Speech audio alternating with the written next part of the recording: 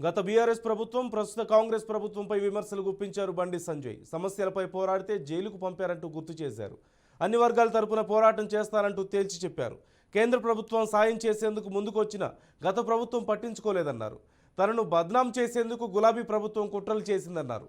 ఇప్పుడు కాంగ్రెస్ ప్రభుత్వం కూడా అదే పని చేస్తుందంటూ ఆరోపించారు. హిందీ పేపర్ లీక్ చేసిన కేసు పెట్టి జైలు పంపారు. 2 days జైలు పంపారు.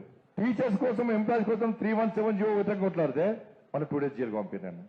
మీ అన్ఎంప్లాయ్మెంట్ గురించి కొట్టాడితే కేసు, ఉద్యోగ సమస్య కొట్టాడితే కేసు, ఎస్టీ ఎస్సీ బీసీ సమస్య కొట్టాడితే కేసు, అగ్రవర్ణాల పేదలకు రిజర్వేషన్ కల్పించాలని కొట్టాడితే కేసు, ఇట్లా అన్ని కేసులు కొట్టాడితే వాళ్ళ 100 కేసులు ఉన్నటువంటివి ఒక వ్యక్తి ఎప్పుడైనా లైఫ్ లో ఉండగలుగుతారా ఒక్కసారి ఆలోచించండి. వాళ్ళ రామాయణ సర్క్యూట్ స్కీమ్ కింద పెడితే అక్కడ పైసలు వస్తాయని చెప్పి నేను 4 years KCR report please sir approval లేదు సార్.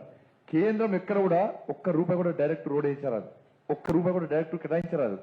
ఏదైనా కూడా రాష్ట్ర ప్రభుత్వం అప్రూవల్ అయ్యాలి, అప్పుడు కేంద్రం ఇస్తుంది. ఇవ్వలే, అప్పుడు ఇవ్వలే. మళ్ళీ ఇప్పుడు ఏమంటారంటే బండి సంజయ్ గుడి కట్టించిండా బడి కట్టించిండా అట. తీసుకొచ్చిన పైసలు నేను ఏం చేస్తాను, నేను లేనప్పుడు వచ్చి టక్కడ కొబ్బరికాయ పిక్తారు, కొబ్బరికాయ కొడతారు పోతారు. కొబ్బరికాయ కొట్టుడే నేను లేనప్పుడు వస్తారు, ఫట్ అని కొబ్బరికాయ కొడతారు, పేపర్లు తీసుకుంటూ పోతారు. కాబట్టి వాస్తవాలు ఆలోచించండి. దొంగ వీడియోలు తయారు చేసి సోషల్ మీడియా మీటింగ్ పెట్టి బండి సంజయ్ని బదలాంచాలి, ఫలానా వ్యక్తిని బదలాంచాలి, టార్గెట్ చేయాలి, ఈయన ఏం చేయదని చెప్పాలి, చేసేయన్ని మేమే చేసుకుంటామని చెప్పాలి అని ఒక ప్లాన్ ప్రకారం బదనాం చేసే ప్రయత్నం చేస్తున్నారు. టీఎస్పీఎస్సీ కోసం నేను కొట్టాడుతుండే